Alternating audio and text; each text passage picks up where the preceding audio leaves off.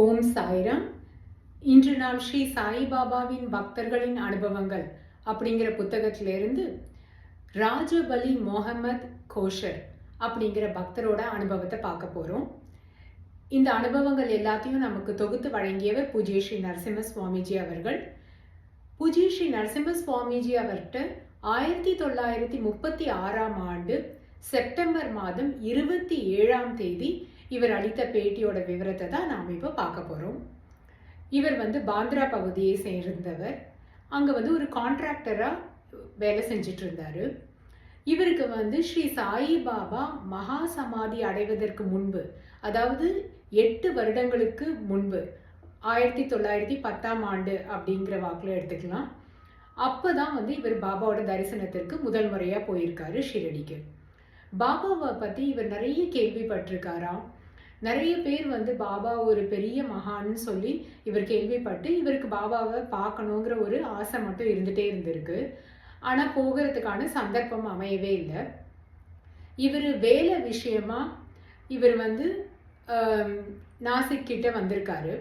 அந்த இடத்துல இவருக்கு என்ன வேலைன்னா, அந்த தோலெல்லாம் பதப்படுத்துகிற தொழில் இருக்கு இல்லையா, அது சம்பந்தமாக இவர் அங்கே வந்திருக்காரு.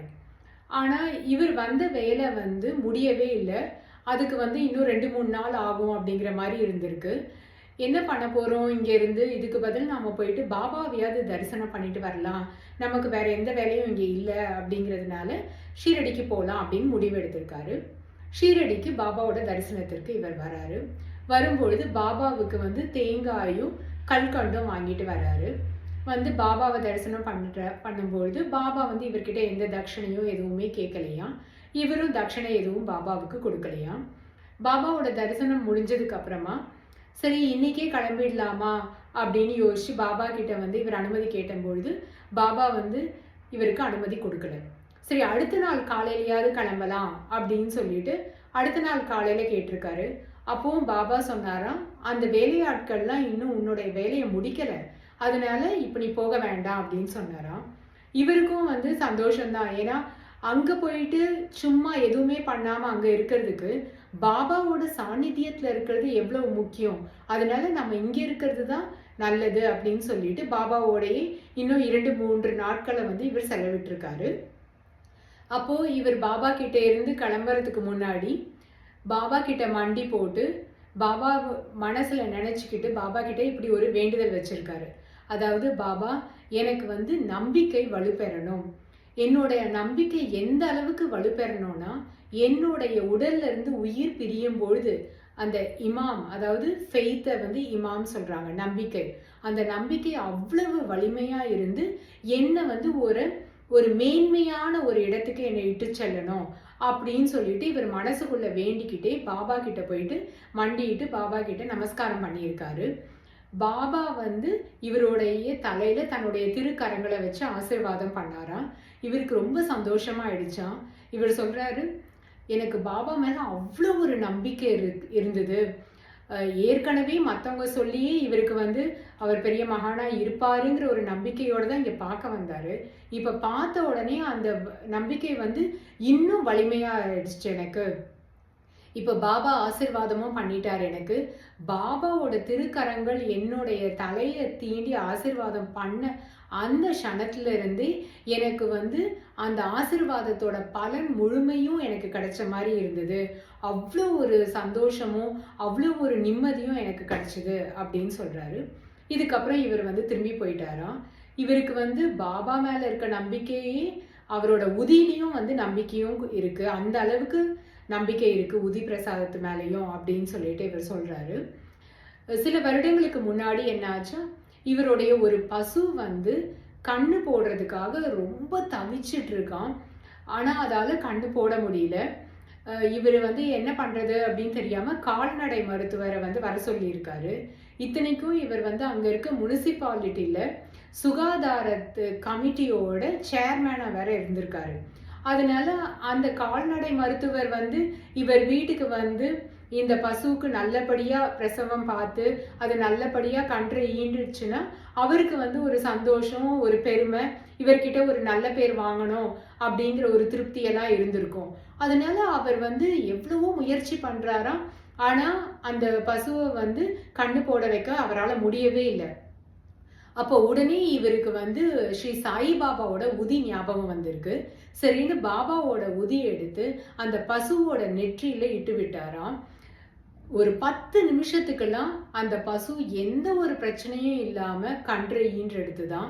அதுக்கப்புறமும் அதுக்கு வந்து எந்த பிரச்சனையும் இல்லாம இருந்தது அப்படிங்கிறாரு. இந்த மாதிரி என்னோட நம்பிக்கையை வந்து மேலும் வலுவூட்டுற மாதிரி இந்த மாதிரி சம்பவங்கள்லாம் நிறைய நடந்திருக்கு வாழ்க்கையில அப்படிங்கிறாரு. இவருக்கே ஏதாவது உடம்பு முடியாத மாதிரி ஒரு நினைப்பு வந்தாலோ இல்லை முடியாம போனாலோ இவர் உடனே பாபாவோட உதி எடுத்து தன்னுடைய நெற்றியில, கண்கள்ல, அதுக்கப்புறம் தன்னுடைய நெஞ்சில எல்லா இடத்துலையும் பாபா உதியை தடவிப்பாராம்.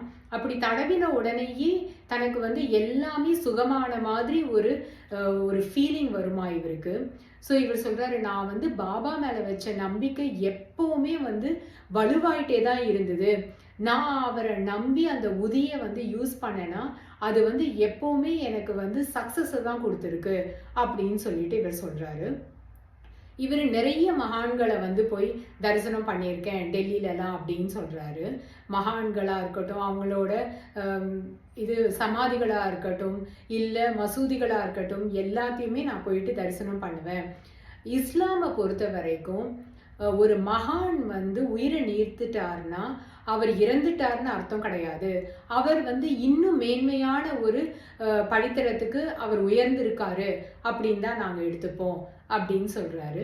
இவர் வந்து 1928 வாக்குல செயின்ட் தாஜுதீன் பாபா நாக்பூர்ல இருந்தார் இல்லையா, அவரையும் அப்புறம் வந்து பாபா ஜான், அதாவது ஹஸ்ரத் பாபா ஜான் ஆப்கான் துறவி, இவங்க எல்லாரையுமே தரிசனம் பண்ணியிருக்காராம்.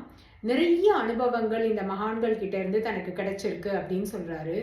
நாமளே உட்காந்துட்டு 100 தடவை பிரார்த்தனை பண்ணிட்டு இருக்கிறத விட ஒரு மகானோட சாநித்தியத்துல இருந்தோம்னா அந்த சாநித்தியத்தோட பலன் வந்து நம்மளுடைய இந்த உலகாயுத காரியங்கள் எல்லாத்தையுமே சுலபமா நடத்தி கொடுக்கறது மட்டும் இல்லாம நமக்கு வந்து நம்பிக்கையையும் கொடுக்கும். அதாவது அந்த இமாம் அப்படின்னு சொல்றாரு அவர், அந்த நம்பிக்கை வந்து அந்த இறக்குற தருணத்துல அந்த நம்பிக்கைங்கிறது ஒருத்தனுக்கு ரொம்ப முக்கியம். ஏன்னா அந்த நம்பிக்கையை அவன் எது மேல வைக்கிறானோ அதையே தான் அவன் அடைவான். அதனால அந்த நம்பிக்கையை வந்து மகான்களுடைய சாநித்தியம் கண்டிப்பாக நம்ம எல்லாருக்கும் கொடுக்கும். ஸ்ரீ சாய்பாபா ஒரு தலை சிறந்த மகான் அப்படிங்கிறதுல எனக்கு துளி அளவும் சந்தேகமே இருந்தது கிடையாது அப்படின்னு சொல்றாரு. அவங்க வீட்டில் வந்து ஒரு பார்ஸ்லன் மெட்டீரியல்ல ஆன பாபாவோட ஒரு திருவுருவ சிலை இருக்கான். இவங்க குடும்பத்தாரும் வந்து வியாழக்கிழமையில பாபாவுக்கு வந்து ஊதுபத்தி ஏற்றி வைப்பாங்க அப்படின்னு சொல்றாரு. இதோடு இந்த பக்தருடைய அனுபவம் நிறைவு பெறுகிறது. அடுத்த பக்தரோட அனுபவத்தை அடுத்த எபிசோட்ல பார்க்கலாம். ஓ